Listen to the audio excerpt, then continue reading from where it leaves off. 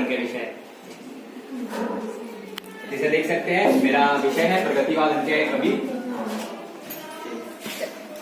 आज ठीक दिया। और मेरे टीम के जो सदस्य है कनिष्ठ फातिमा का जो विषय है श्रीमंगल सुमन, सोफिया फातिमा का देहानाथ अग्रवाल, विकास कुमार का वासुदेव सिंह त्रिलोचन और मनीषा कुमार महतो का रामविलास शर्मा, नाजिया रजा का बैना विश्व नारायण।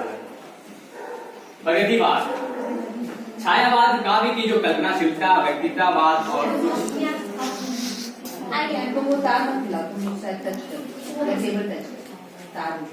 छायावाद काव्य की जो कल्पनाशीलता, व्यक्तिवाद और सूक्ष्मता थी, उसकी प्रतिक्रिया शुरू थी। प्रगतिवाद काव्य आंदोलन का आरंभ हुआ। इसका आगमन हुआ 1935 और 36 में। पंत और निराला भी प्रगतिवाद काव्य की तरह अनुभव किए कि छायावाद कविता कल्पना के पंखों पर सवार कविता थी और उसने यथार्थ से मुंह मोड़ रखा। मतलब जो छायावाद काव्य थी वो मतलब कल्पना में ज्यादा सवार थी, लेकिन उन्होंने जनता की आवाज नहीं बन पाई। इसी बीच प्रगतिवाद उदय के तीन कारण है प्रगतिवाद के उदय के। पहला है इसके उदय के कारण 1936 में लखनऊ में आयोजित प्रगतिशील लेखक संघ।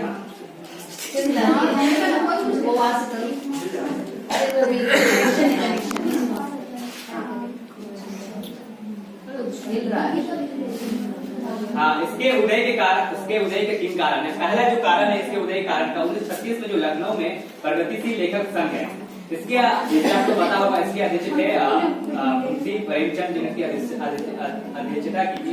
इसके उदय का दूसरा कारण है रूसी कम्युनिस्टों का प्रचार प्रसार। जैसे कि आप जानते हैं कि रूसी कम्युनिस्ट थे वो मतलब मजदूर वर्ग और किसान वर्ग के प्रति प्रतिनिधित्व करते थे, जो उनका शोषण करते थे। इसी बीच इनका प्रचार प्रसार हुआ। फिर इसका तीसरा कारण जो है कि रूसी कम्युनिस्ट का प्रसार तो नहीं है माना जा सकता है, लेकिन ये शोषित समाज में चली आई असंतोष और विद्रोह की भावना का फल है। मतलब जैसे जानते हैं उस समय अंग्रेजी शासन का दौर था, उसमें इतना भी अत्याचार करते थे अंग्रेजी शासन, जिससे कि जो शोषित समाज थे उन्होंने अपने विद्रोह का बिगुल उठाया और उन्हें संचार दिया। डॉक्टर नगीर ने प्रगतिवाद का कहा है कि प्रगतिवाद साम्यवाद का पोषक है।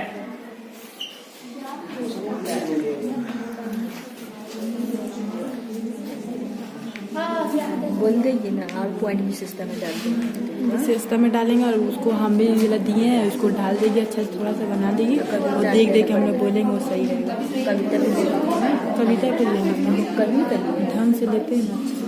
ए प्रिया कविता में डाल देते हैं। जैसे कि आप जानते हैं डॉक्टर नगीर ने प्रगतिवाद के बारे में कहा है, प्रगतिवाद साम्यवाद का पोषक है और प्रगतिवाद का शत्रु है।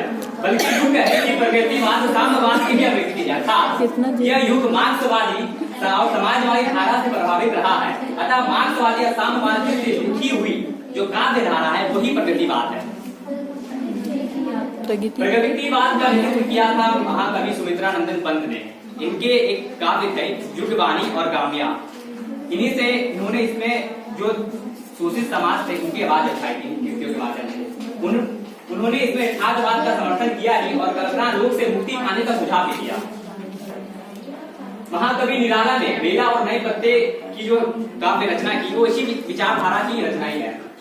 जूही की कली के कवि निराला के बदले स्वर लिखा होते हैं।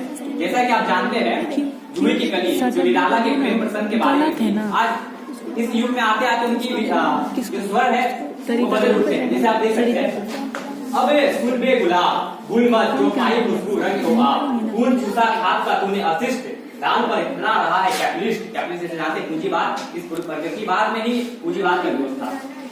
वो तोड़ती पत्थर में इसी प्रकार मजदूर वर्ग की स्त्री की दशा प्रतीकात्मक चित्रण भी कमजोर करने वाला है। तो मैं पंक्ति पढ़ लेता हूँ। जाना एक दिन काम छोड़ देना, आज हम लोग नहीं दे पाए। और रामधारी सिंह दिनकर जी की रचना भी देख सकते हैं, कुरुक्षेत्र, स्मृति और परशुराम की प्रतिष्ठा। ठीक है, उधर चल जाते इस लोग कवि है श्रीमंगल सिंह सुमन, रामनाथ अग्रवाल, त्रिलोचन और रामविलास शर्मा और वैद्यनाथ विश्व नारायण। सैटरडे को कर ले क्योंकि गलत है।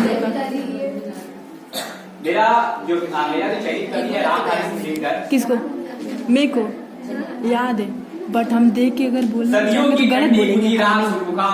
अरे तुम लोग देख के बोलेंगे। मिट्टी सोने का ताज पहन इटलाती है, दो रहा समय के रथ उनका नाम सुनो, सियासत खाली करो की जनता आती है।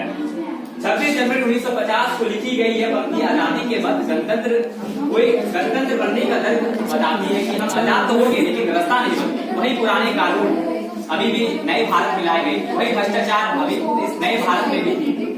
नेहरू जी की नीतियों के प्रखर विरोधी के रूप में इन्हें जाना जाता है। परशुराम की प्रतिष्ठा इसका प्रत्यक्ष उदाहरण है। यही कारण है कि आज देश में दिनकर का नाम एक कवि के रूप में नहीं बल्कि एक जनकवि के रूप में लिया जाता है।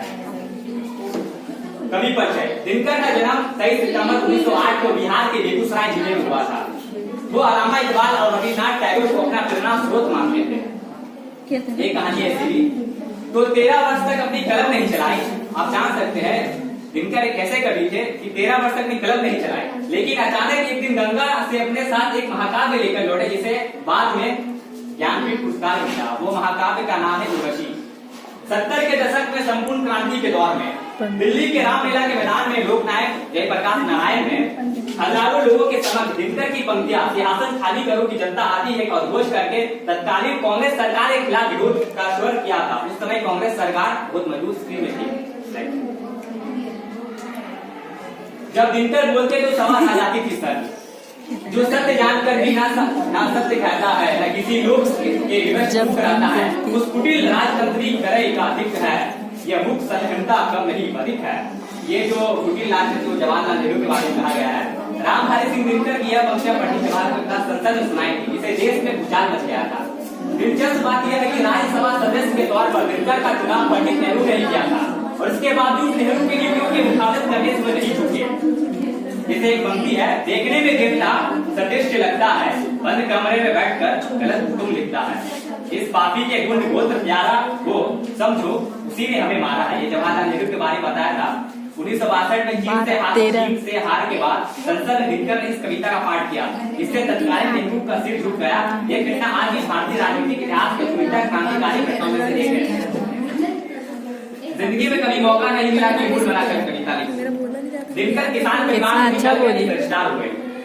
कितनी विषम परिस्थितियों में वो काम करते थे, लेकिन परेशान करना इस देश के अधिकारियों का पहला काम रहा है। दिनकर का ग्रुप ट्रांसफर होता था। उन्होंने अपनी डायरी लिखा, जिंदगी में कभी मौका नहीं मिला कि मूड बनाकर कविता लिखूं, हमेशा गुस्से में लिखा, कमरा बंद करके रोज में आकर लिखा।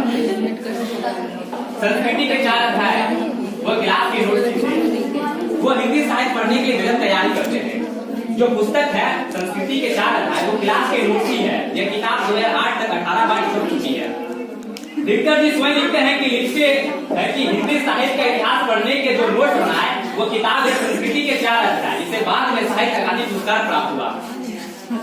दिनकर को ज्ञानपीठ पुरस्कार मिला। कितना हरिवंश राय बच्चन उनके बारे में कहा है, दिनकर जी इतने कठिन श्रम करते थे अपनी कविता लिखने के लिए कि उनकी साहित्यिक साधना अपूर्व थी। कुछ समय पहले मुझे एक सज्जन ने कहा, कलकत्ता से क्यों लिखा है, दिनकर को ज्ञानपीठ पुरस्कार मिला कितना उपयुक्त है। तो हरिवंश राय ने उत्तर लिखा कि यदि दिनकर जी को 4 ज्ञानपीठ पुरस्कार मिलते तो उनका उचित सम्मान होता, एक गद्य में, एक पद्य में, भाषण और हिंदी प्रचारों के लिए। सीढ़ियों पर चढ़ते हुए उनके पैर लड़खड़ा गए। एक बार दिल्ली में हो रहे कवि सम्मेलन में पंडित नेहरू भी पहुंचे। सीढ़ियां चढ़ते उनके पैर लड़खड़ा गए नेहरू जी के। तो दिनकर उन्हें सवाल, उन्होंने काफी बात कही दिनकर जी ने। नेहरू ने धन्यवाद कहा। इस पर दिनकर ने कहा, जब जब सत्ता लड़खड़ाई है तो सदैव साहित्य ने उसे संभाला है। 4 साल में 22 सवाल हुए। वाकया उस वक्त का है जब वो ब्रिटिश सरकार में सरकारी नौकरी करते थे। उस दौर में वो ब्रिटिश सरकार के खिलाफ कविता भी लिखते थे। उनके विरोध के कारण 4 साल में उनकी नौकरियां 22 बार तबादले हुए।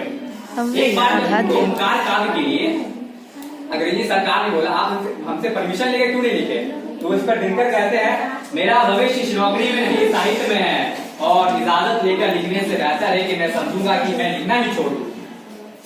दिनकर के विषय, केवल मनोरंजन कवि का कर्म नहीं होना चाहिए, केवल मनोरंजन कवि का कर्म नहीं होना चाहिए, इसमें उचित उपदेश का भी वर्ग होना चाहिए। मैथिली शरण गुप्त के जो ये पंक्तियां है रामधारी सिंह पर बिल्कुल सटीक बैठती है। दिनकर ने कविता को मनोरंजन का साधन नहीं बल्कि लोगों को जागृत करने का जरिया बनाया। राष्ट्रकवि दिनकर का साहित्य में जो कद है, अगर ये जानना है तो आप संस्कृति के 4 अध्याय पढ़ लीजिए। अगर इससे भी मन ना भरे तो परशुराम की प्रतिष्ठा पढ़ लीजिए। और इससे भी मन न भरे तो स्मृति के पन्ने पर आप एक व्यक्ति से परिचित होंगे कि वह सत्ता के साथ रहते हुए सत्ता के खिलाफ है। अतः जन कवि से इसलिए उन्हें राष्ट्र कवि भी कहा गया है। उनकी विचारधारा अकेले 15 मिनट बोल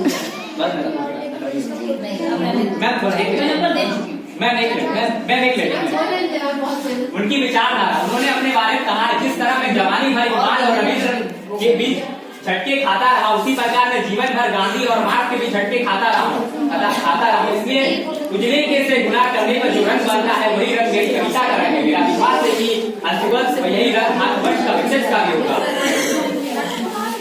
उनकी प्रमुख रचना उर्वशी के उन्होंने गांधी से सूचना दी, ओंकार स्मृति प्रकृति रेणुका पूछे उपलब्धि। भारत सरकार द्वारा पद्मभूषण से भी आरंभित किया गया। संस्कृत के 4 अध्याय में साहित्य अकादमी तथा उर्वशी के ज्ञान से सूचना किया गया।